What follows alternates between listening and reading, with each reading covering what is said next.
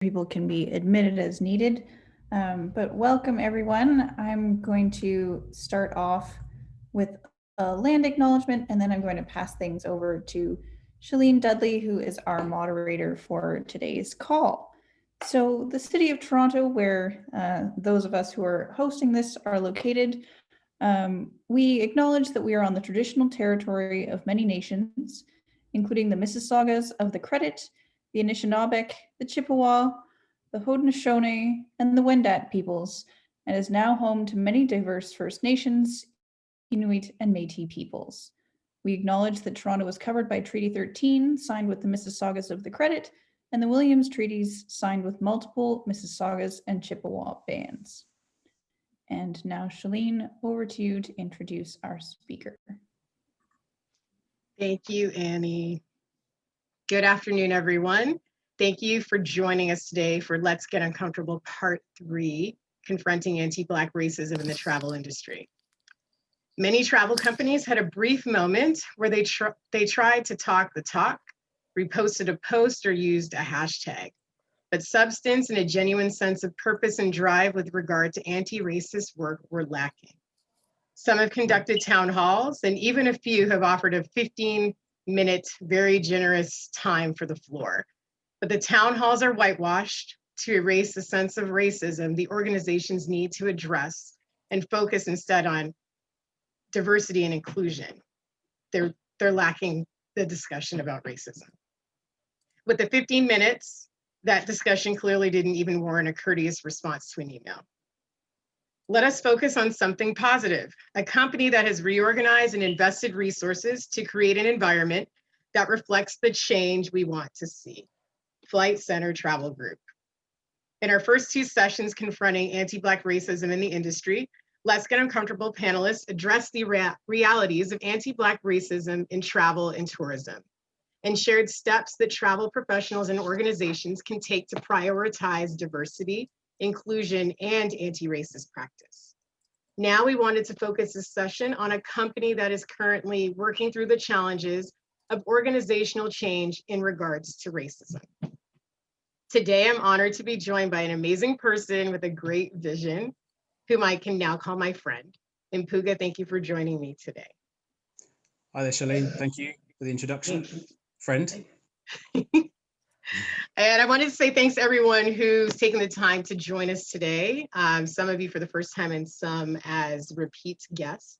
The discussion will be about an hour and we'll leave approximately 30 minutes for questions. If you have any, you can leave them in the chat. So I must say I was pleasantly surprised to see this big movement, especially from Flight Centre. So we know change does not happen overnight, but the fact that it is in the works is a great sign. So Mpuuga, let's start by talking about your name and identity, because I think identity is important to the discussion. Absolutely. And again, thank you so much for that introduction, Shalene. Hi all, I hope you're all well. Thanks a lot for those who've tuned in, especially during such a difficult week for many. And also thanks a lot for yourself too, Shalene, and the Let's Get Uncomfortable team. And I appreciate that everyone's got their own story, so it means a lot to know that you're interested in listening to a story that I'd like to share.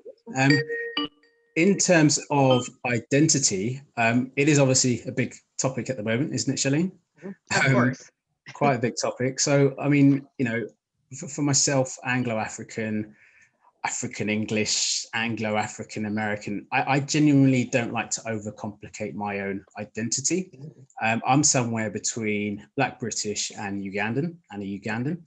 I'm of Ugandan heritage, in that both my parents were born in Uganda, East Africa, and they moved to the UK in the mid-70s to study. So, I mean, at the same time, there was a civil war, and there were a lot of people in exile and displaced. And, I was born in London, so I am British in terms of my nationality, and my name is from a small city in the west of Uganda called Fort Portal, which is a beautiful place, beautiful people, good food. It's right on the equator as well, very, very lush and green. But I've been fortunate enough to visit Uganda a lot, even from a young age, until most recently, mid last year. So, I've got that dual nationality. or citizenship, and really sort of understanding. And there is like there's always been like an importance of being quite proud, and that pride was instilled at a young age. So identity has always been a big thing for myself. Obviously now it's been heightened for various reasons, but previously, and as a kid in London, being of African heritage was never really seen as cool or desirable. I think because in the UK, especially in the 80s, I'd say, famine and war and disease, and there was such a negative portrayal of Africa on TV. So it didn't really paint a full picture of how large the continent is, how diverse the continent is, and also its beauty, its actual individual beauty. Alternatively, I have friends who are Caribbean. That was seen more as cool. Now, I don't know if people use the word cool anymore, but I think you know what I mean in terms of like, being desirable and attractive and kind of wanting to go there. So I think, people went to the Caribbean on family holidays and vacations as well. So travel companies in general, they made it accessible for honeymoons, and the Caribbean was popular. And you saw the Caribbean being kind of discussed in family game shows, for example, Wheel of Fortune. Right. But in terms of identity, in the US, I've been called Afro-Caribbean. I would refer to myself as Black British, but it's a very interesting portrayal on both sides of the ocean, and also as well, I've seen how these two regions or continents are perceived very, very differently in conversation, but also within the travel industry as well, as what's kind of exposed and what's not exposed, and what's known and what's not known. Right. In the US and Canada, I do find that I get grouped within a collective such as BIPOC. For anyone unaware, Black, Indigenous, People of Color, or in the UK, it's known as BAME, so Black, Asian, Minority, Ethnic. Oh. Now, it's just a bizarre way of identifying minorities, in my opinion, and they have become media-friendly buzzwords to summarize belonging groups.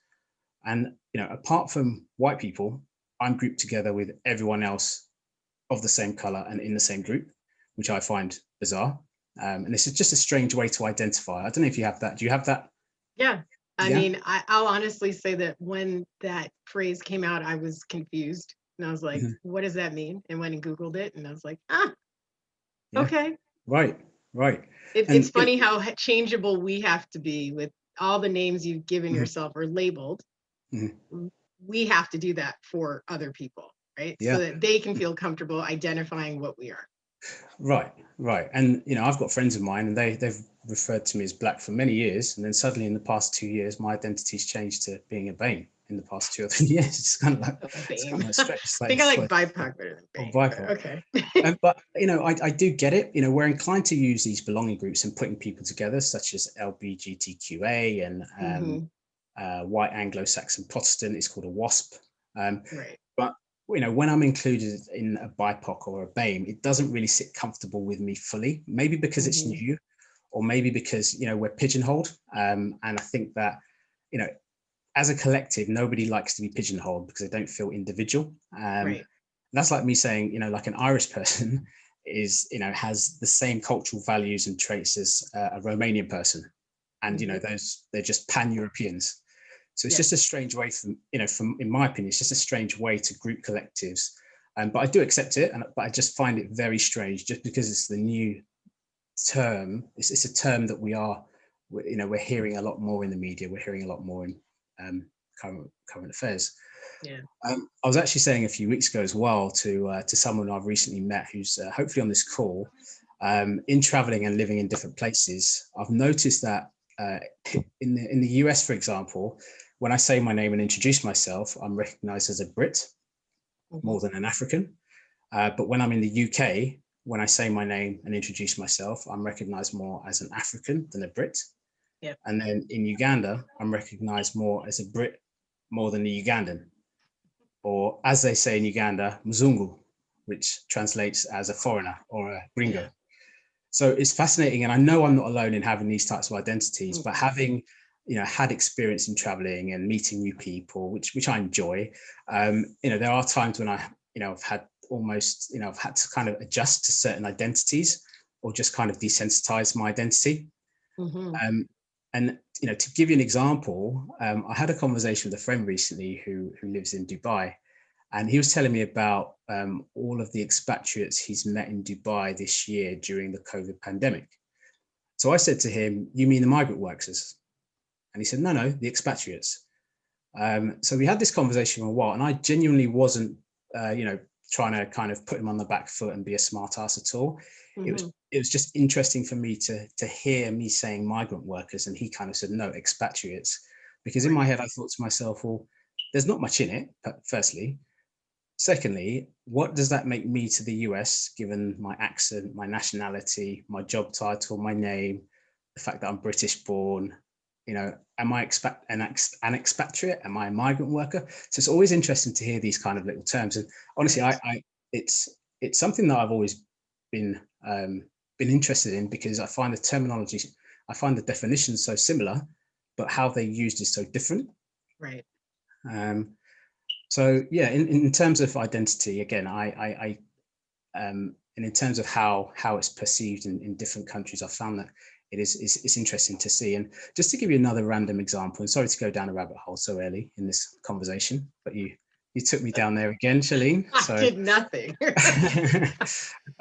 When I was a lot younger and way before Flight Centre, I worked for a company temporarily, and it had 60 people and in my department, and then 58 of those people were white and the other 2 were black. And those 2 black people happened to be my manager and I. And he was actually hired into his position after me. So, he came in like all managers, he came with his own ideas, which was great, but he had this general dislike for me for whatever reason. But the fact I was young, I was just eager to climb up the career ladder, and he just wanted to put me in my place. Now, us being black was one similarity we had, but him and I had so many different experiences.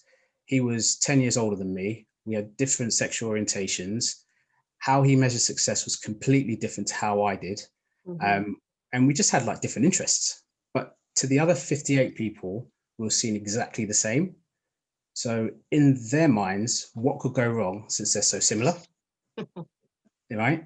So I do actually think he disliked me because he had perhaps been rejected by the black community for whatever reason, and therefore his frustration perpetuated, which is, it's something that I kind of wore that burden. But even at a young age, I could tell that, escalating my frustrations and often his harsh management style and the way he was, it wouldn't get me far, and there would only be one winner because he was senior. And it will be received as, they're both men, they're both black too, and I'm sure they'll sort it out. And even if they don't sort it out, it's not really, it's not really our problem, kind of thing.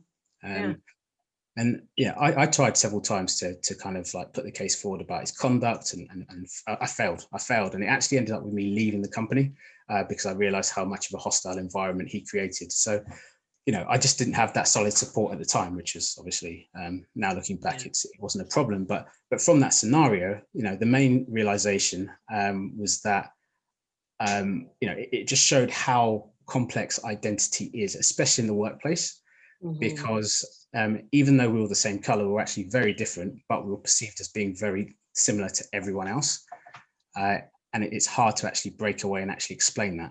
And that's one of the things I've been thinking about, in this journey that I've started. Well, the journey you're on now puts you in a place where you have a non-toxic work environment and one that seems to foster change. So let's talk about your role at Flight Centre Travel Group right now. Absolutely. Yeah. So I work for Flight Centre Travel. So I've been there I'm in my 13th year, so I'm a teenager, nearly a teenager. So I began working for the company in London in 2008, and I was there for 6.5 years, and I moved to New York, where I've been now for 7 years. Now, it's, being in New York for 7 years, it's been a fantastic experience. And, Flight Centre, as many will know, we've got several different niches or niches, depending on where you're from. So we've got corporate traveler, we've got FCM travel solutions, we've got stage and screen travel, CI events, we have GoGo Vacations, Liberty Travel, and also FCBT. But my role in short has largely been focused on onboarding, implementing, and building that relationship with different clients, just to make sure that we are the ideal client partner for our clients. But it's actually, when I look back, talking about a hostile environment and what I came from earlier, it's actually overwhelming. When I think back to how my role started, or my sort of role at Flight Centre started back in 2008, I was applying for a job that was an Australian travel company, and it was at the height of the recession. And also it was at the advent of online travel technology. So, lots of online travel technology was emerging. And so, I'd never been to Australia at the time. Everyone was cost cutting. And also we were on the back foot at the time in terms of technology platforms. Now that we're not in that position at the moment, but, looking at how far we've come from, it's amazing to see that, I continue that journey. And from the get-go, I just have fantastic managers. My direct manager, he gave me, real life examples, that he learned from other fantastic managers. And I think, the success stories that he shared and the scenarios, they just helped me out, as opposed to do it this way and you'll learn. He gave me real life scenarios. If you do it in this way, this is the result you'll get. If that makes sense. And the fact that, people had been there for a long time was key. And I remember asking people at the time, I felt young. I wasn't young when I looked, but I seemed young, but I asked lots of people, and lots of people said they'd been there for 4 years, been there for 5 years. And that attracted me straight away, because I thought to myself, this is going to be a career as opposed to just a job, which is ultimately what everyone desires, right? But I remember, having work events, and I found everyone, even leadership, to be just very approachable and just easy to talk to. And that was even before I proved myself. And in those early years, especially in those first 2-3 years, they were very formative years. And just because I sort of met great friends, and, they were kind of belonging circles, and, different brands thought they were more superior just because they're more successful, that kind of thing. But that's inevitable in every company, right? But early on. So now where you are, how did you get from there to where you are now? Like, what was the transition? Yeah, so I had a midlife crisis at 30 years old. So no, I kind of said to myself, I fancy a bit of a change. So, and that was literally in 2014. So moved to New York in 2014, and it's similar to the UK. Everyone had such a great story to share, and they were so highly motivated, and just they wanted to succeed, and there was that drive there and that energy, and I needed that at the time. And I remember in my early days, I was kind of overwhelmed by New York, just because I was going to a finance meeting in Manhattan, wearing a suit, and then I'll jump on the L train, get into Brooklyn, Williamsburg, and then I'll go into a startup company, and I'll still be in my suit, and they're looking at me and they're thinking, this guy is still in the suit. He's not part of our fabric. So, and it's strange because I quickly had to learn that New York has so many different pockets that you have to adapt to and you have to adjust to. And often it could be a deal breaker. Very often it can be a deal breaker. But, fast forward to just in regards to now and in how I work, I worked as, I've worked with some fantastic managers as well. So we've got majority of the managers in Flight Centre are female. So we've done very well at promoting gender equality. So 75% of the workforce are female, which is something to be proud of. I certainly am. But also it's empowering. It's empowering on this journey, just because it shows that change can happen and has happened. Right. But fast forward to now, this year, Flight Centre posted a job opportunity for a diversity ambassador. And I saw it, and I didn't actually want to read the roles and responsibilities, to be honest, because, I just knew it would be something that I would be interested in, but I questioned if I had the headspace to enter that ecosystem. Right.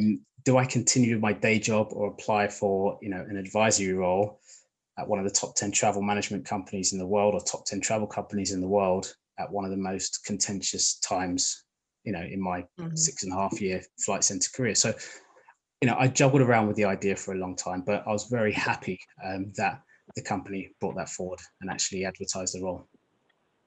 That's awesome. So when you're in your role, like, why did they create it? What was the rationale behind it? And what are the roles and responsibilities that attracted you to it?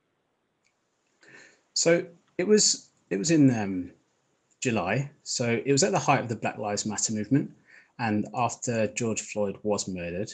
And as far as I understand, they received a lot of questions, and there seemed to be, the realization internally that more could be done.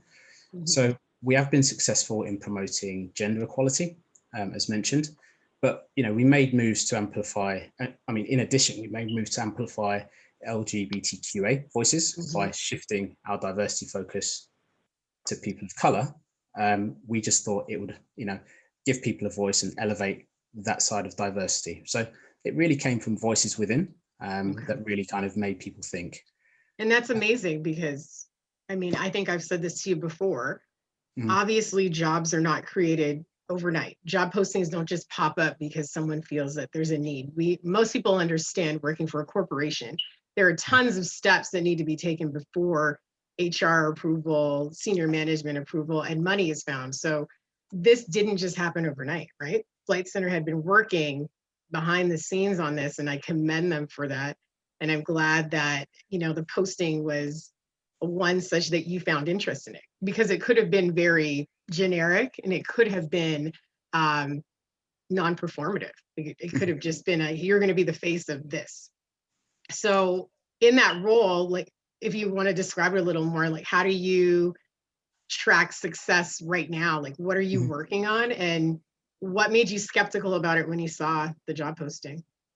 Yeah, yeah, no, great question. So I was skeptical. At the time, you have a huge wave of unlawful murders happening throughout the US and other parts of the world as well. And it came shortly after that. But I spoke to a colleague of mine, and I also sort of in speaking to the colleague of mine and realizing the direction of where the company is going, reading the job posting, it just gave me more and kind of reflecting on my experience in the company, it gave me more of a desire to go for the role at least.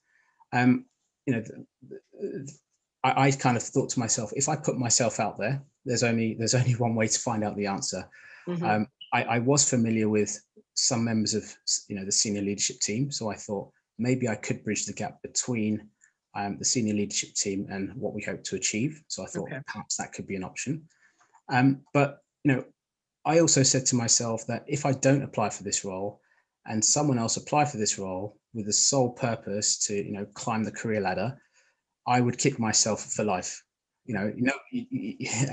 By kind of not going for something that someone else hasn't really got heart or passion for, Right. that would frustrate me.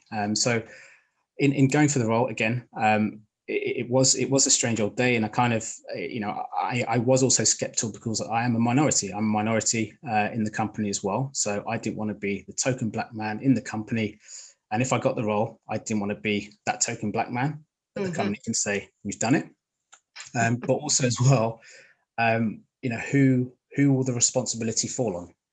So I didn't want to kind Right. of, will I be wearing that burden? So back to part of your question, in terms of skepticism, I think the conversations that I had, they kind of helped me realize that there was a desire to improve. And Mhm. also a lot of these, a lot of people in the senior leadership, they lead by example. They lead by example, and they've been in all areas of the company, and they've been in the company for plus 10 years. So having that kind of that guidance, it really helped me and kind of encouraged me to say, yeah, okay, that could be a right option for me. Got it. You've spoken to me a little bit about imposter syndrome and crab mentality. How much did that Mm. play into this decision? Yeah. So it played a huge part. It played a huge part. So crab mentality is similar to my ex co-worker, my ex manager that Mhm. I worked with in another company. If I can't have it, no one else can. Right. um, I don't know everyone in the company, and it's been a great opportunity for me to begin to speak to people within the company who are of color, who have had different experiences than me. um, but they played a huge part in terms of the imposter syndrome. I didn't really have that as much because it's too early to have those feels. Mhm. Too early. Maybe in 6 months' time, but just now, I think just No, because we're I'm not putting that out there. yeah, in my mind mapping, I haven't felt it just yet. So tell us a little more about the position now. So Mhm, what are you working on now, and how are mhm. you establishing your department? Yeah. So it's largely self-educating, in that involves it involves a lot of reading, right? And I love reading, especially in this current period. But before the role existed, perhaps in May, a group of people within the company, they set up a recurring Zoom call each Okay. Monday after working hours, and it's just continued since. Mm. The importance of that focus group, I've come to learn, is that it was a way to just channel that, what we're seeing, what we're witnessing, just at a difficult time, and just bring certain perspectives into fruition and bring Got certain it. perspectives together. So, in that focus group call every Monday, we've got some senior members of leadership on there as well. So, which hugely helps, Yeah. just because we're able to get the opportunity to hear what other people in the business are actually discussing and speaking about. Yep. But also as well, it's after working hours. So a lot of us feel a little bit more comfortable with each other, like we often do. Got it. But what we do is we discuss diversity related industry news, so diversity related travel news. We voice our opinions and share like lots of ideas of what we hope to achieve within the company. But really, that's become the heartbeat, in my opinion, of what we hope to achieve. And in total, it kind of consists of maybe 15 people on Oh, a good day. good. Are they across the entire company, or are they US focused? US and Canada. Okay. So entire US and Canada. But it's been a great way to really just I've learned so much from Mhm. people that I've barely met. So I wouldn't have had that knowledge had we not kind of put that together. So Our you told me first about those Mhm, 5 pillars. Did that group kind of help you formulate those? And I guess, for the audience, obviously they don't know what they are. mhm. Um, Absolutely, yeah. you Yeah, want to so explain them? absolutely. So what we thought was it would be a good opportunity for us to have an objective um, in terms of improving the company's diversity initiatives. Mhm. So there were 5 pillars. Minority employee support was one of them. So we kind of thought to ourselves, let's focus on certain areas around minority employee support.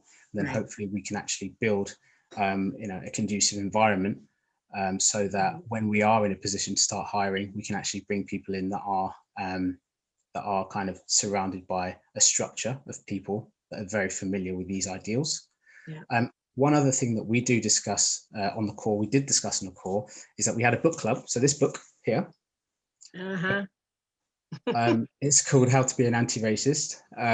It's a fantastic book. I recommend it. I highly recommend it. I'm not plugging it because I know the author at all, but it's a fantastic book, especially for anyone that wants to get an insight into being an anti-racist.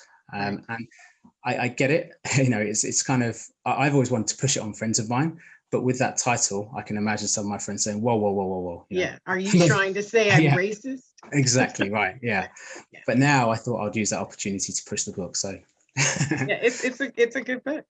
yeah, it is. It really is. Sorry, hold on. I got one, and I'm Mhm, doing this for the benefit of a lot of people on mhm. the call, because there are people working on this, and I think you guys Sure. are a great example of what's happening. So sorry that I'm going back, Mpuuga. No worries. No Um, worries. so the 5 pillars. So the first one was Mhm. minority support. Minority employee support. Okay. The next one is I don't have it on me. Bear with We can me. circle back. We'll circle back. Let's circle back, Yeah. please. Yeah. So I wanted to ask you a little bit more about like Mhm, the interview process mhm, and the position itself. But mhm. so you obviously had an interview process. What was that like? And then what kind of questions did Yeah. you have for your interviewers? And did they have any specific to you that were different from past jobs? Absolutely. I think the questions that I was asked were specific to um, my interest in the role. So they asked me questions about my desire, what I hope to bring within a certain period. I think that the fact that I have been in the company and I've worked with different areas of the brands, was integral. To give you an example, Liberty Travel and FCM Travel Solutions, they're very different. Their business models are very different. Okay. But I'm familiar with both employees from those two businesses. Having a sort of an understanding and having cultivated a relationship with people in those divisions, I think that was a huge benefit. Got it. So I found that I was actually doing certain areas, certain requirements of the role before the actual role existed. The one question that I asked was really support, because I know I can't do this alone. In terms of needing support along the way, I have a regular call with the VP of Comms, which really just summarizes what we've done the previous week and what we aim to do 1 week on. So it was I was really interested in what level of support that I would have, how decisions will be made. For example, if I had a decision, how will it kind of conclude, depending on the decision, obviously. But really, there were really the questions that I was asked and I asked back. So support was the one thing, just because I was conscious of protecting myself, because I think that in this position, when you walk into it, you want to make sure that you're not alone, and you want to make sure that you're not vulnerable. Regardless, no one's job is safe, in my opinion. So you want to make sure, if I enter this and I'm aiming to help with my objective to actually help the company, will I be supported? And I got that support. You want to be empowered, right? You want to feel like you have some kind of authority over what you're doing, but obviously the support to make those decisions. Absolutely. Someone very amazing resent us your 5 pillars. Thank you so much. I'll read them out and you can comment on them and let everybody know a little bit more about them and expand. So emphasizing the value of diversity in the workplace. So that was the first one. Improving diversity and inclusion practices. Yeah. Identifying areas of opportunity and providing direction. Yeah.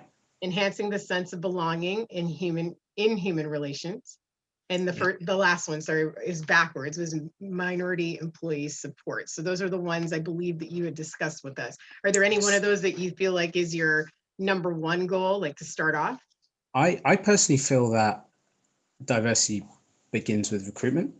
So I think that minority employee support is integral in that. Got it. So as mentioned, like building a structure around building an understanding throughout the company, it can only be a good thing, because too often, and I hear it probably every month, people look at certain companies and they say, why isn't there a person of color in a senior position in this company? Right. Now, I get that.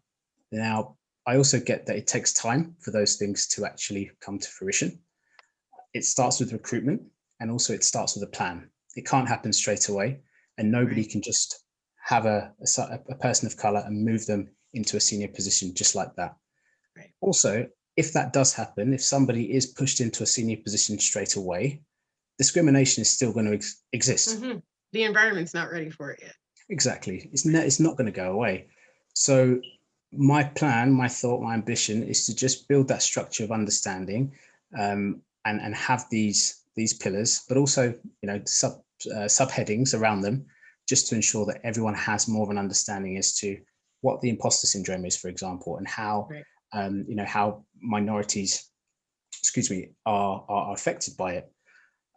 The other thing as well is I want to make sure that it's not just the senior leadership that have people of color in there, because ultimately diversity surely is diversity in IT, diversity in marketing, diversity in tech, in different levels. So it can't just be why aren't they in senior positions? Yeah, we've seen a lot of examples, even over the last couple of years, where companies have put out advertising and then everybody sees the big, oops, it's too late, right? It's made it all the way through whatever processes they have. And it's because it's never been stopped by someone who looked different than the makeup of the department to say, this is not going to work. This will be problematic. Let's look at it from a different lens. So you're right. We have to be showing representation in all facets. And again, the environment has to change first, right? So with that being said, how are you going to deal with resistance? Because we know that this is not just going to be smooth sailing. Like, what are you prepared to have? Like, what are you going to do with all the questions, the negativity? And do you have like a team of people who are going to work alongside you to work towards an end goal? So yes, I'll answer the last question first. So yes, so we hope to build. So my role as it's an advisory role. So I aim to kind of build it as much as possible. We are in a climate at this moment where we are kind of limited for many reasons, but I think it's a huge step that we've made in the past 2 or 3 months. Okay. In terms of skepticism, I genuinely love feedback, and if the feedback ends with a room for improvement, it's always the best thing, and that's what's going to drive us forward. But if the person who's giving me resistance has the right, has the heart in place, has the heart in the right place, I'll always listen. So I want to listen to people who are passionate. Yes, there's certain people that are not passionate and feel that this is perhaps something that's not for them, but that's fine. Right. But it's a tough time to push this on someone. So if someone is resistant, it's a tough time for me to say no. You're going to listen to it, because I think actions speak louder than words in this instance, and only time. It's only been 12 or 13 weeks, so it's still very early. Yeah. A lot of people are passionate, but also a lot of people, they're suspicious for many reasons, and they're dismissive for many reasons, and I can't help them, unfortunately. I want to, but everyone has their own experiences. So for me to sort of say to somebody, no, you must have this mindset, is very difficult so early on. But it's not all on you, right? Like there's got to be a team responsible for assisting with change management, right? Like there's tons of other policies that probably come through. So will those, maybe HR, I'm not sure what other departments, project management team, will they be helping you kind of maneuver through the organizational change? Okay. They will. So you have, firstly, you have the focus group that we have on the Monday. Then we have the committee groups, and we spoke a number of times in the past few months, and a lot of the times it's with regards to a certain topic, but many of them I am familiar with. But on top of that, senior leadership, I've had presentations with members of the senior leadership a number of times, just to discuss progress, just to sort of discuss updates. What I love as well is that they've actually asked me what they want from me, what I want from them. So I'm often asked, what can we do to help? How can we push this forward? So it's been great to just communicate with different parts of the business. I mean, it's very early on. It's not like we're expecting some kind of executed plan. I was just wondering. I know, right? There was open space for that, because you can't answer everyone's questions, and you can't be the one to change other people's opinions. But if there's a team of you, and it looks like a methodology that's being put forward by your company, then people have to start acknowledging at least that it's there. And then start learning how the changes will be implemented. So, I mean, hey, it's the beginning. I'll definitely check in and find out how that's going. Absolutely. How are you going to start tracking the success of what you're doing now? Obviously, we all have year-end reviews when we work for an employer. So I know, right? So I get asked this question ever since I got the role. Literally week one when I got the role, it's come up quite a few times, and I'm happy to answer it. And I think it is it's important, right? Everyone, I will say that everyone seems to point their finger at the figures when it comes to diversity. I think too early. And I do love data, and I do love, data gives us facts, and that's how we measure the success. But I must say that, an indicator of success is surely, in this instance, is all the fields. So you could get 50 Black people, 25 Black people, men, 25 Black women, and they could be unhappy for various different reasons. But you can't just say, oh, right, excellent, we've ticked a box because we've got 50 Black people in the company. So making that kind of environment conducive is important. So I think that is kind of something that I need to kind of keep in mind in the future. But in terms of figures, how do you know if long term, how do you know if the committee conversations and the reviewing the hiring process is a huge benefit. But I think having dashboards, looking at how we can hire from diverse backgrounds, tracking conversion of promotions, for example, in the company. So I think those types of things are the things that we kind of want to look at, but also seeing the progress of our current people and the demographics. So at the moment, it's been difficult because we've had a bit of a restructure in the company. But once we get the demographics, by the end of this year, for example, that's when we'll know who we're working with, and that's when we can focus more so on the actual data and focus more so on tracking. Okay, that's interesting. So I wanted to ask you some more questions about what's going on with Flight Center and how it can translate. So the industry obviously is huge and worldwide, but since June, we've seen a lot of companies kind of established positions similar to yours, but not really heard anything moving forward. So what do you think it means to see so many of them pop up? And then how can leaders and decision makers ensure that this diversity and inclusion work is also anti-racist? Because it can be two different things. Yeah, no, totally. Yes. So Do you want me to repeat it? I'll just repeat the question. Okay. Yes. No, I've got it. You sure? Yeah. No, I do think companies. It shows that companies they're not looking at their bottom line all the time. So a lot of companies are looking for purpose more so now. So they're issuing, for example, impact reports, which focus heavily on other areas apart from bottom line. So that's certainly a start. It's one step in the right direction to have like an impact report, or to have like to be focused more so on purpose than bottom line. That just shows that they are in the right direction of equality. So I mean, how the other part of the question was, how can decision makers? You can create the position, but how do you make sure it's not just about diversity and inclusion without leaving out the anti-racist part? And because I've heard of it, and I kind of talked about it in the intro. People are having town halls and all these discussions, but they want to talk about the broad spectrum of it. And I get it, everybody's not in the same space, but once you create a position in your department somewhere, in whatever one it is, how do we make sure people, or how do you help people acknowledge that they also have to acknowledge anti-racism in that conversation? Yeah. All right. I think reading is a big part of it. I think training is a big part of it as well. And that is something that we hope to kind of enter and hope to explore in the near future.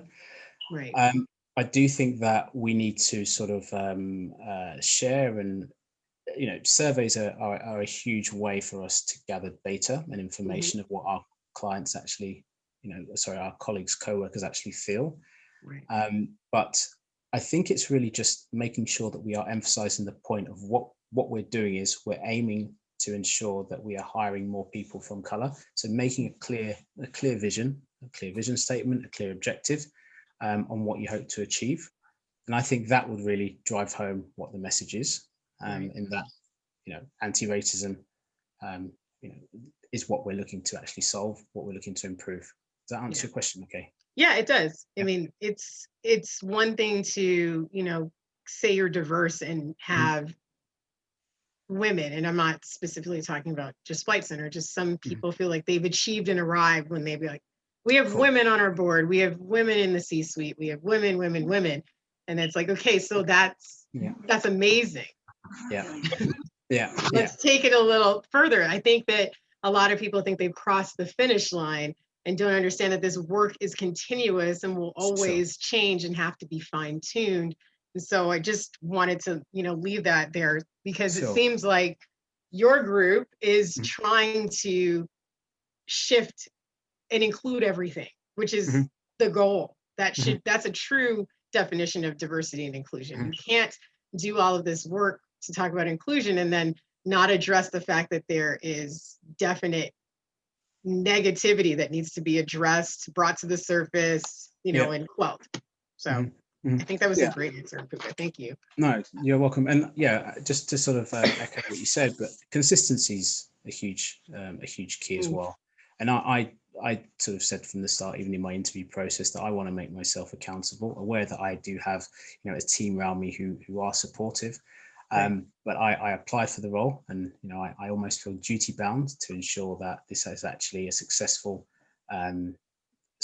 initiative, or or something that's put in place, and it will actually be executed well. Good segue, sir, because guess what I wanted to ask you next. So you were hired internally. So there's always this discussion about, do you hire for a position like this internally or externally? What do you personally believe is the best practice? So I've got to say internally, don't I? Because obviously I'm internally. But the benefit of hiring for this position internally is that I'm familiar with the culture, and that's something that you can't really hire externally. I'm familiar with the people. I'm old furniture in that I'm a teenager soon, but also trust has a huge part to play. So you're likely to have, for me to create a committee group of 7 individuals who want to talk about certain topics, experiences, personal experiences as well. I think they'll feel more compelled to speak to me about it as opposed to someone external. Now, it is an advisory role, my role. So, in time, we want to be able to build upon what we have. In this current instance, we aren't able to.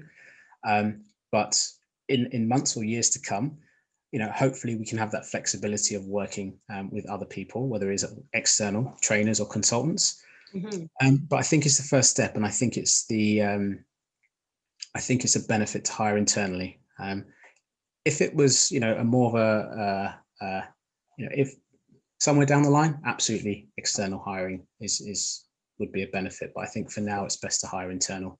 Yeah, I think building your team, you can look at obviously the same argument we're having about having a diverse team. You would have a team built up of people who know flight centers, ideologies, and then someone who's coming from the outside to bring in another perspective to just make sure that they mesh and that you're really growing your department and the ideas. That makes total sense. What feedback have you received on that? I've received different feedback, and it's so interesting because, as mentioned, I love feedback, especially feedback that has room for improvement.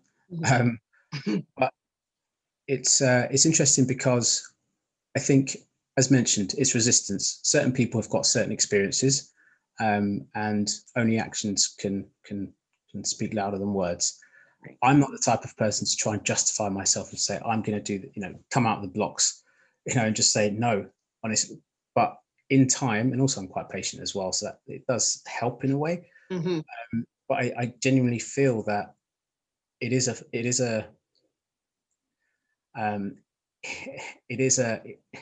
it's inevitable, because it's a huge part of our company that needs to be, there needs to be, we need room for improvement in that area.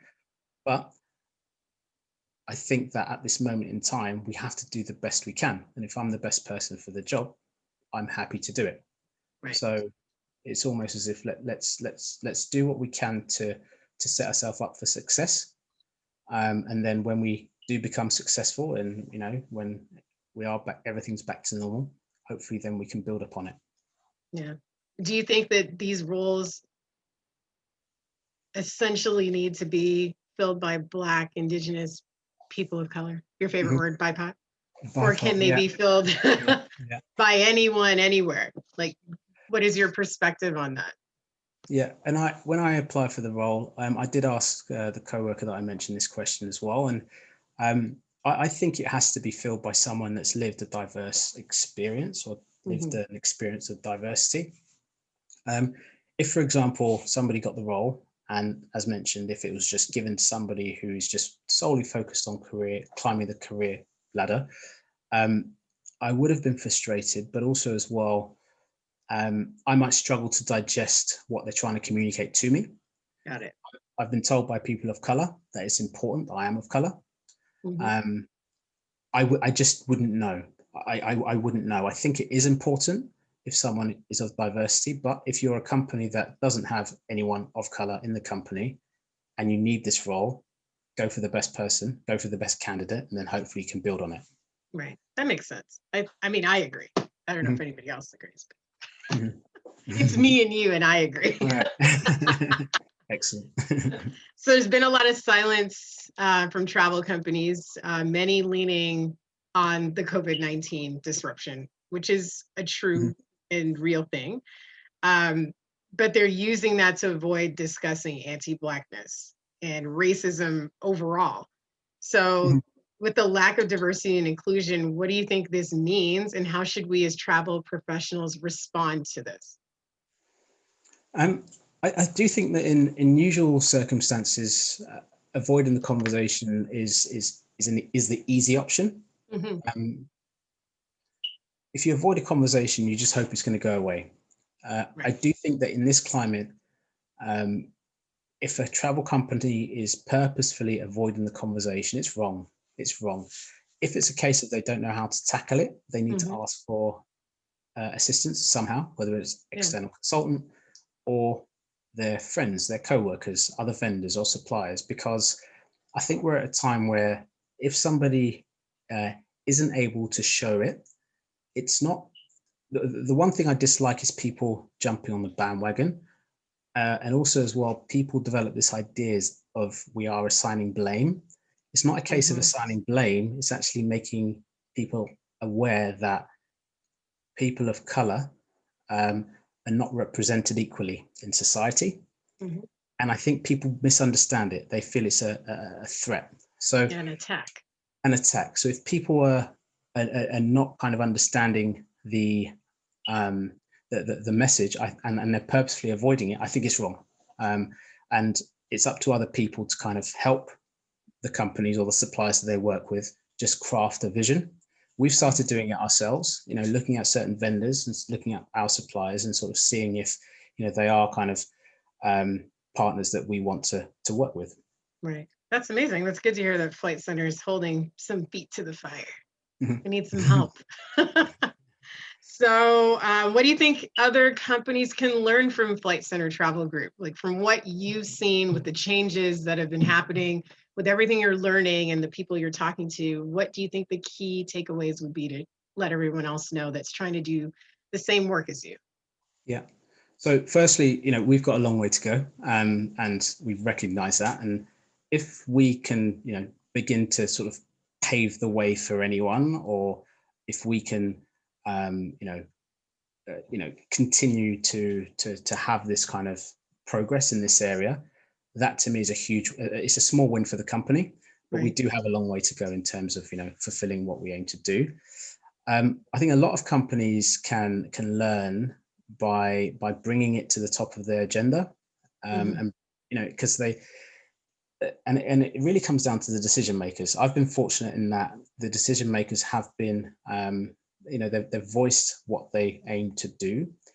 I feel that it has to come from the top, and if it doesn't come from the top, it's hard to voice change within any company. You're not going to find, the black man that works in IT that's been there for 1 year voicing what he aims to do, because he hasn't got that voice within the company.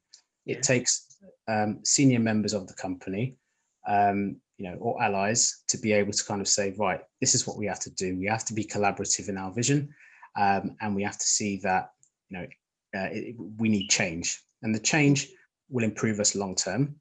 And also it's education as well. So I think people need to ensure that they are being educated properly, because again, as we mentioned earlier, people assume it's assigning blame or a threat or positive discrimination. When you haven't seen the other side, people say those things, but when they, getting a kind of a rounded picture of what discrimination looks like, that's when people kind of build that understanding of actually, we need to improve this area hugely. Right. I think the other part of it will be, and it'll be interesting to see how you guys will be able to roll it out. A lot of this work is hard and it's tough, but then when it's implemented, it's sent out as optional. And if you haven't yet recognized within yourself, just like the book you showed, some people were like, I'm not reading that. Right. Until exactly. I don't think we're at the place yet where this should be optional work, even if it's not like a complete week-long training class or anything like that. It should be something that everyone needs to address at some point, kind of like the sexual harassment policies. Like, you don't get to not do that. Even if you're not someone who's going to engage in that behavior, you don't get to not read the policy and make sure you understand, right? I mean, it's going to take a while to get there, but I think that's where we need to be. Yeah, no, I agree. And I think that, it will take time. It's inevitable it will take time, but we can't be impatient, because I do think that now that people are kind of being a bit more receptive. I do think that, when we look at those small wins that I mentioned, if you think about the conversations that we're having last year in comparison to now, they're a lot more open. People are exploring things that they didn't feel comfortable with. So that's certainly a small win. So we have to kind of look at those small things and kind of say to ourselves, right, okay, we've achieved something, small as it is, a mindset or a change or an ideology. At least we've achieved that. Then hopefully we can go on and kind of build from that. Oh, Mpuuga, this is great. So before we move on to questions, is there anything else you want to add? No, that's not bad. You're not. I thought I was ready. I was ready for it. No. I was ready for more. You can come back. We can do this again. And I can really drill you. What have you been doing the last 8 weeks, Mpuuga? I need some answers. I need numbers. I need facts. So you have anything else? Come on, drop some words of wisdom on what's been going on right now. Oh, what's been going on? No, I think that one of the considerations I had before this call, I kind of said to myself, do you know what mask should I wear? Because I hopefully I've got some clients on here, I've got some co-workers on here, I've got yourself, I've got potentially different clients from different industries, and it's interesting because I would like to think that I actually portray I have the same mask all the time. Right. But literally before we spoke, I was thinking, right, which one do I wear? Do I wear this one or this one? But a coworker sent me a message to say, just be yourself and speak about it, even though Shalene is very, very scary and she might kind of. So yeah, that was it. But yeah, so I think that adapting is really my point. So having to adapt to different environments is important, as we all know. But ultimately, if you're just the same person, hopefully you'll just be accepted, right? Yeah, you have to be genuine. That can be hard for people because, like you said, sometimes the environment doesn't give you that opportunity. So I appreciate that. And you were the same Mpuuga. I've talked to you for weeks. So. Yeah, excellent. I think we have some questions. Terry, do you have any to read out? I've seen some pop up, but I can't see them. Yeah, sure. So let's start with the ones that came in before the event. Okay. First question, looking back on your career so far, and perhaps both of you can answer this, are there any examples of your company's idea of diversity going wrong?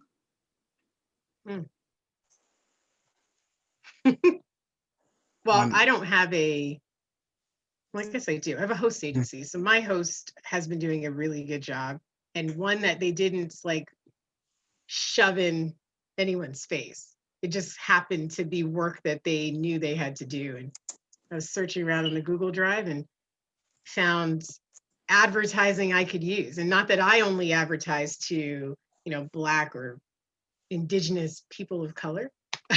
I have all kinds of clients, but it was interesting to see that they had taken a conscious effort to find quality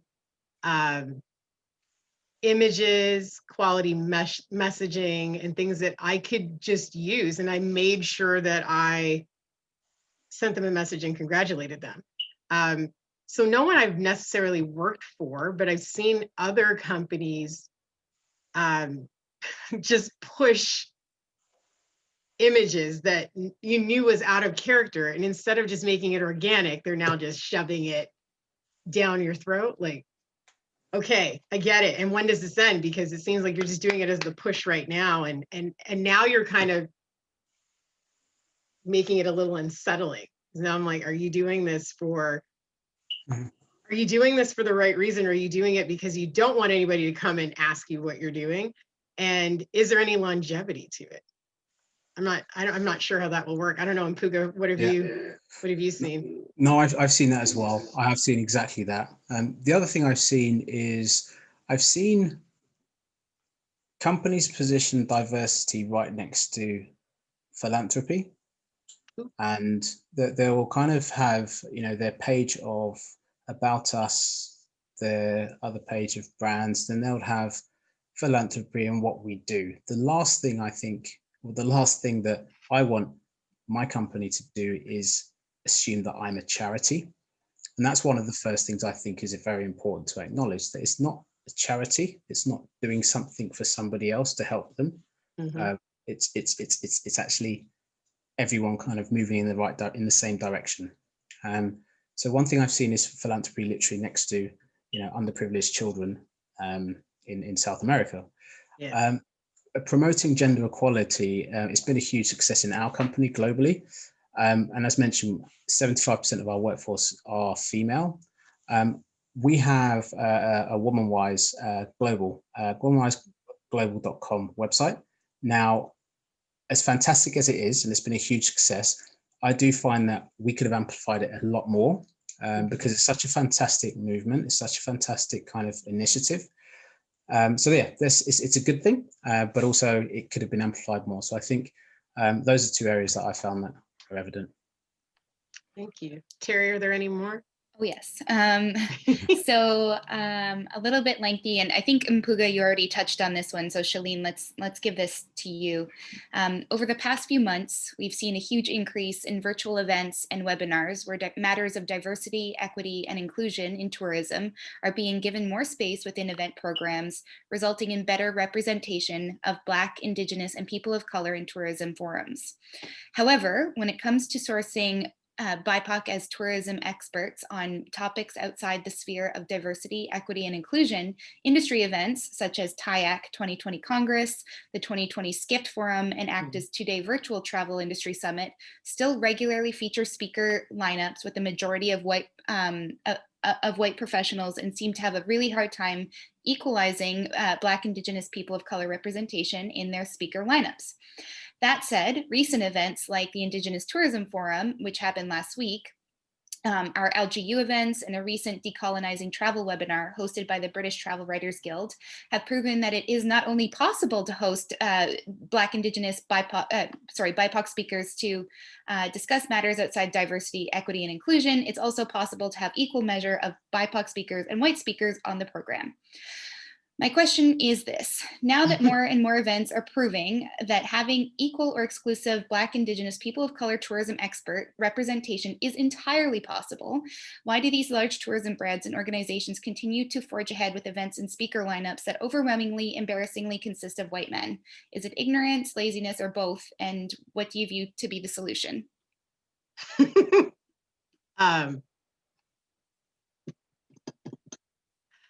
I think that it is the same problem as when we look at how we're hired.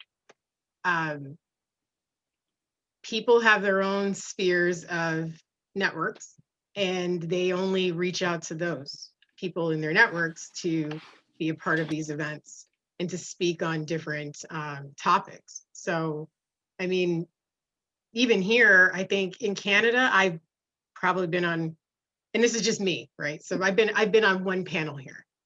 In the United States, I've been on multiple panels and seen all kinds of people, which is kind of a shock in my opinion. I would have, now that I think about it that way, I would have thought it to be the reverse.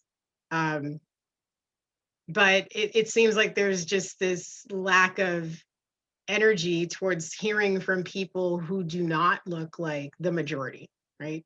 What could I possibly have to offer when in reality, I probably have a few more layers? And that's not to say that everyone does, but we're just not represented at all. I mean, finding Mpuuga was a shock, right? Like, and you've been in this industry for, you said your furniture. So if you hadn't reached out to me because of the other event, I would not have known you existed, right? Mm-hmm. And that's because we are not in each other's spheres. And until we can take the opportunity and the initiative to let everyone know that we're here and we would like to speak, they are not going to come looking for us, right? So now they know we're here. We will see what steps people take forward. And again, it's not just you and I. There's tons of very qualified travel professionals or people in the travel industry who have a wealth of knowledge to speak on, but people just tend to go to the same old people over and over. And I mean, how do you continue to engage your audience when you have the same message all the time? I really think it's a matter of us showing a force, and not in a negative way, but a force of like, these are our talented people. Let's get them in front of other agents, other executives. Like, just it's sad to see that, we have a few BDMs that are minority. We have a few agency owners that are, and there's so many people in between that we just don't know are there. And it's because they're not given an opportunity. It's the same as the jobs we don't get. So I think it's on us to show we're there, but it's on them to acknowledge it, right? We're here. And Agreed. We have perspective that's definitely needed, especially now. Like, talking about resilience and pivoting and, just working through troublesome work environments is a lot of great knowledge that can be passed on through every walk of life right now. I really wish it would change, but we'll see how it goes. Thanks, Shalene. We have one more from that was submitted pre-event, and then we'll come to those that are in the chat box. So if anybody has other questions, please pop them in there. So just kind of, I guess, bridging on that, speaking to things like ACTA's Leadership Summit that's coming up, what can non-racialized travel professionals do when they see their peers and industry organization hosting events or discussions with little to no representation in the speaker pool?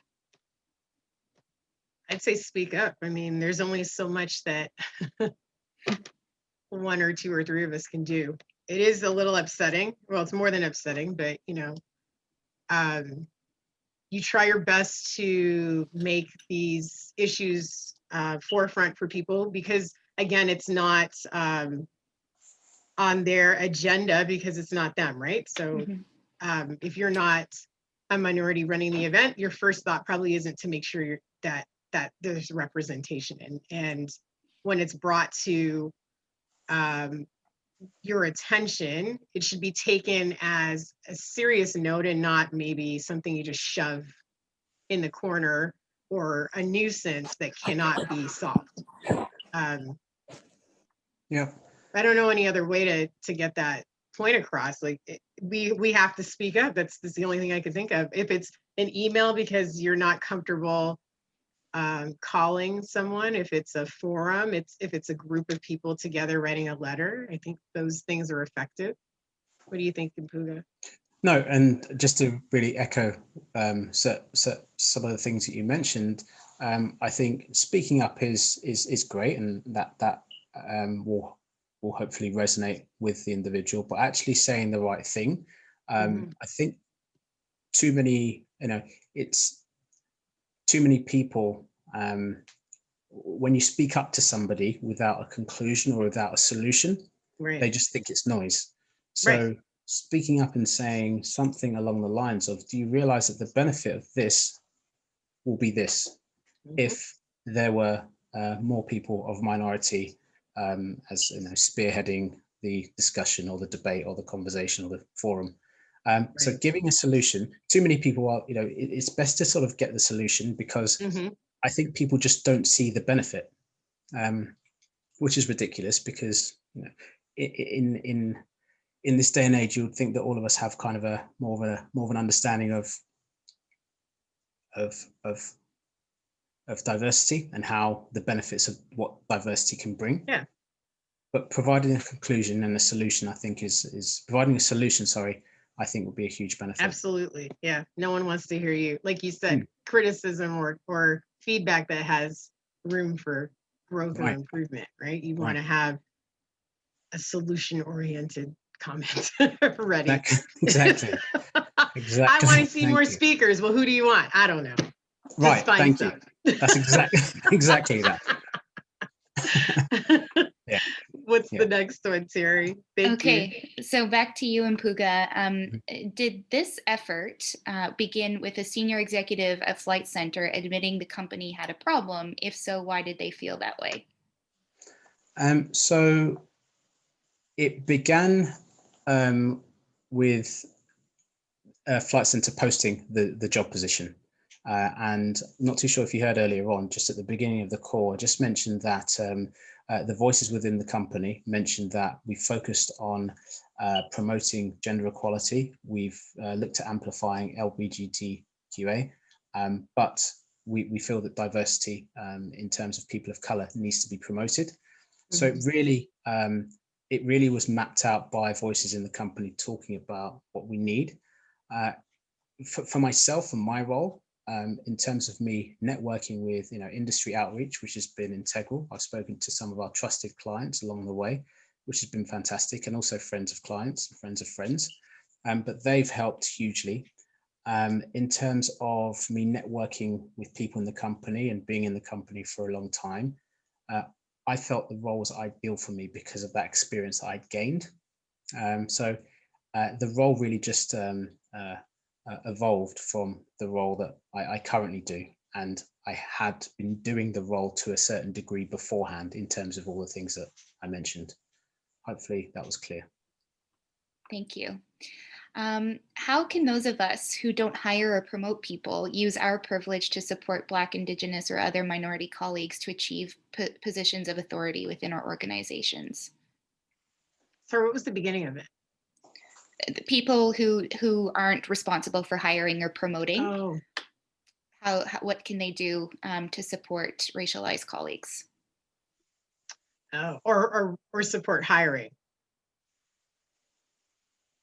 Was it supporting the colleagues that are there or supporting hiring? Sorry. It's phrased more so like with colleagues that are there. Oh, that are there. Mm-hmm. I feel like it's the same thing we discussed maybe the last session or before. It's being, I know this word's also flown around, an ally, right? It'd be the same as seeing someone, and we hope that human nature is such, if you saw someone being assaulted, which we've had in previous conversations, that you would step up. I mean, there was a video just recently that popped up of a man, I think he was in Michigan. His neighbor had a Black Lives Matter sign. A lady pulled up in their neighborhood, stood outside screaming, "All lives matter," very belligerently, and obviously offending everyone in the neighborhood, or at least in that neighborhood. And the neighbor who saw it, that was outside, he was watering the lawn. So he didn't purposely go find this hose, but he had a hose in his hand and he asked her to leave and said she was, not welcome there with that type of attitude. And he stood up for the neighbor who wasn't even really out in the lawn themselves, but he wanted her to know that that was not appropriate, that she should just leave. If she had the feelings she had, she could take them elsewhere. And that garnered so many comments of thank you and support. And, that I feel like that man is my brother. Like everybody just felt really, I guess, warmed to see that. Like it wasn't for the cameras, it just happened to happen. And to know that there are people out there like that around you, that are your neighbors, that are your friends, helps you keep pushing forward and helps you find your voice and continue to use it to stand up for yourself. Thank you, Shalene. Mpuuga, anything to add? No, literally just agreeing, really. I think everything that Shalene said is spot on. I agree. Do I sound useless? I don't mean it in any way. No, I see a bunch of Flight Center questions coming, so don't worry. I'm not one of these people. You have certain people that you can talk, and then I would just say everything that you say. Echo everything. No, I don't like to do that. So that was great enough without me adding anything. So it's fine. Thanks, Mpuuga. Yeah, I could try and sprinkle something on it, but I'll avoid that. Okay, we'll just give you another one. I did hear you mention not everything is about the bottom line right now, but do you have any advice to champion and gain support from ELT, maybe leadership or something, to allocate resources when things aren't getting funded right now? Oh, executive leadership. Oh, sorry. Okay. Thank you. Yeah, sorry, I just got it myself. Mpuuga, that's you. So just so that I'm correct with the question, in terms of executive leadership, how do we? I'm so sorry. So okay, so put it this way, unfortunately, and I hate to highlight this again, we know that staff has been let go in your group as well. Yeah. Even just recently. So how do we still push executive leadership to continue to support these efforts that obviously will still cost money, right? There'll be money that has to be allocated somewhere for you to move forward. How do we still or make sure that they will still continue to fund the effort? I assume that's kind of the question. Sure. Thank you. I think that speaking to your senior leadership team about your philosophies, even reviewing your own philosophies, company philosophies, I think are important, because somewhere in there will be something about people or our employees and how much we trust our employees and how much our employees are integral to our business. And in no way am I saying that should be your kind of weapon, but ultimately lean on that and have that discussion with them or with someone in recruitment and say, are we hiring people from diverse backgrounds? Are we looking at ways to improve the environment, the diverse environment? I don't think it has to be something that a lot of funds are actually pushed towards. Having a different idea and trying to build a bit of a community or an understanding isn't something that is going to be a big shift in funds, especially right now. Like similar to what we've done. I was internal. I've my position within the company. It's changed, but ultimately I'm just kind of adding my kind of knowledge base, industry experience, reaching out to clients. So see if that is possible. See if you can create a job within your company that you're able to lean on with different departments. Hopefully that answers your question. Okay. Anything to add, Shalene?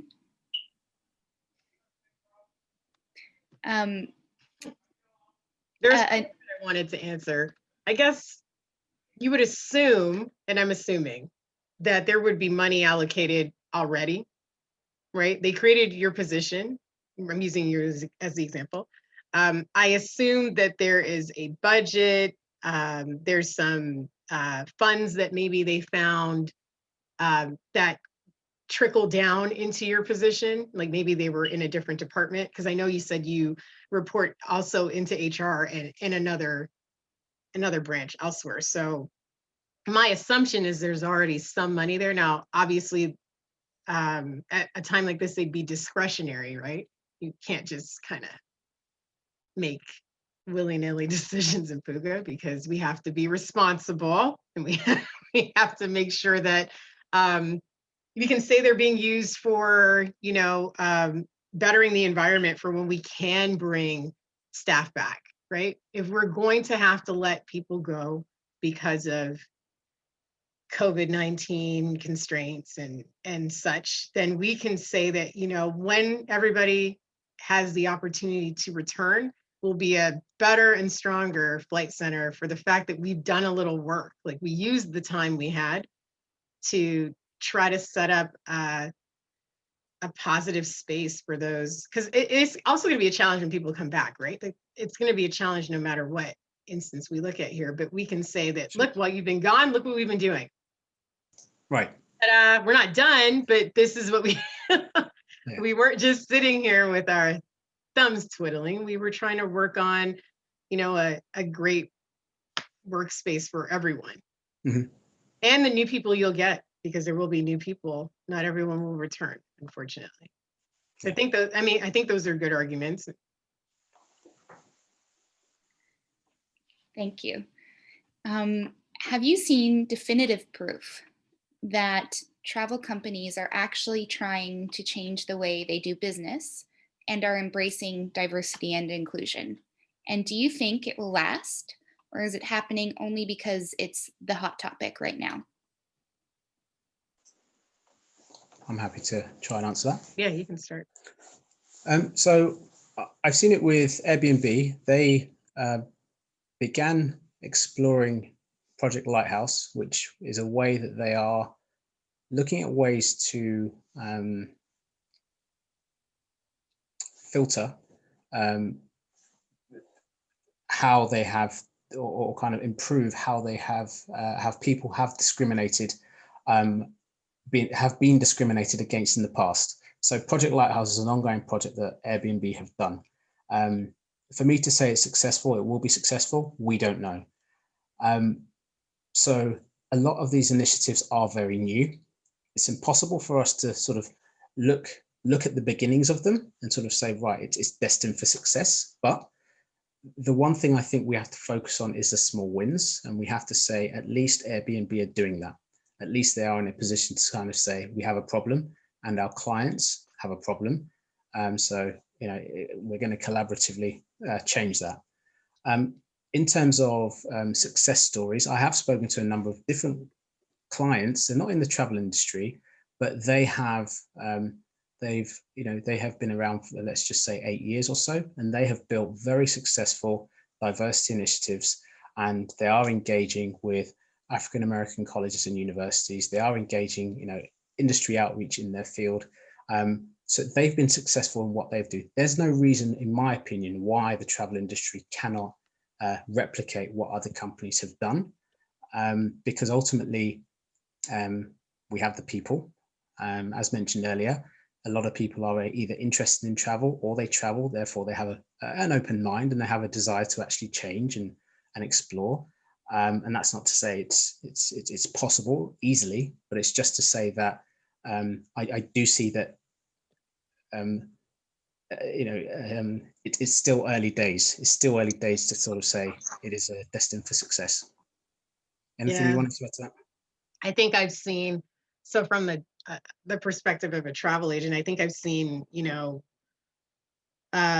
maybe more imagery coming out and a little bit of marketing, enough so I can say, oh, look, there's a little bit of a change. Whether or not that trickles down to the experience when you arrive at a property or a destination will be left to the future, because you can now change all of the photos and say, we are, you know, open and welcome and recognize all of these different people, but I can still travel and go to that, you know, resort chain or hotel and feel completely discriminated and treated like less than a human, right? So it's good to see the beginnings, but how far and how deep has all of this gone, right? There still needs to be work on all levels, the same way we've discussed hiring on all levels, the same way we've discussed every part of the industry needs to be affected.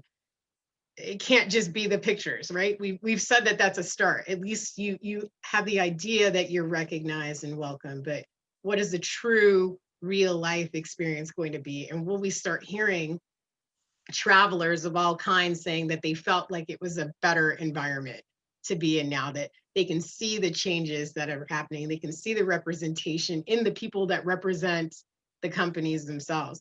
That will be a true test to see. I think the other part is we have to continue to have the same discussion, right? We can't let the changes in the environment of the world we're in now affect the fact that this is still an issue. Mhm. I mean, I know it's been months and a lot of people just expect a lot of this to go away like it normally does. But again, we said this all started for two big reasons. The two catalysts that happened to just happen at the right time, wrong things at the right time, were George Floyd and COVID-19. Everybody was quiet and still and was listening. Whether they took the information and ran with it or not, everyone had an opportunity to respond or try to help or unfortunately react, because that's what most people do. But eventually this will all become normal too, right? COVID-19 will be a thing that we're just talking about. And we need to continue to have this conversation. It can't fade away with it. We're still going to be having the same issues if we stop talking about this in December, just because it's about to be 2021. And people that were not doing this for a genuine initiative, or didn't have a genuine spirit behind them, will just stop, right? They don't hear any more noise. So we just have to keep pushing, and we have to help each other, because it gets exhausting. So it can't be the same people over and over and over trying to keep these ideas alive. We need help. We need other people to pick up where their strengths lay. It can't just be one voice. It has to be one voice supported by so many other voices. Some of us need a break. Yeah. That was So a good true. question. So true. I think, just in the interest of time, it might be a good place. It might be a good place to leave it. Mpuuga, this was great. Thank you.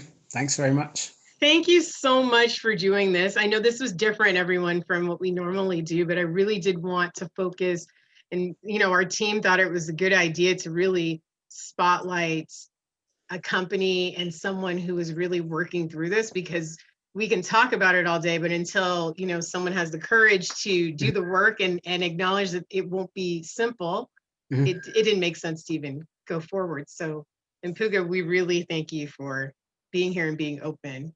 You are welcome. Thank you so much for this opportunity, and also to Terralyn and Annie and everyone else that's actually tuned in. So I appreciate it, and I appreciate you listening to my perspective. Thank you. Excellent. Thank you. All right, everyone, if you can be so kind as to send us comments or suggestions for future webinars, that would be great. We have some in the pan, but if you have any better ideas, then we will definitely look into them and see if we can facilitate. Have a great night. Enjoy the rest of the week, and we hope everyone is safe and sound at home. Yep. Good night.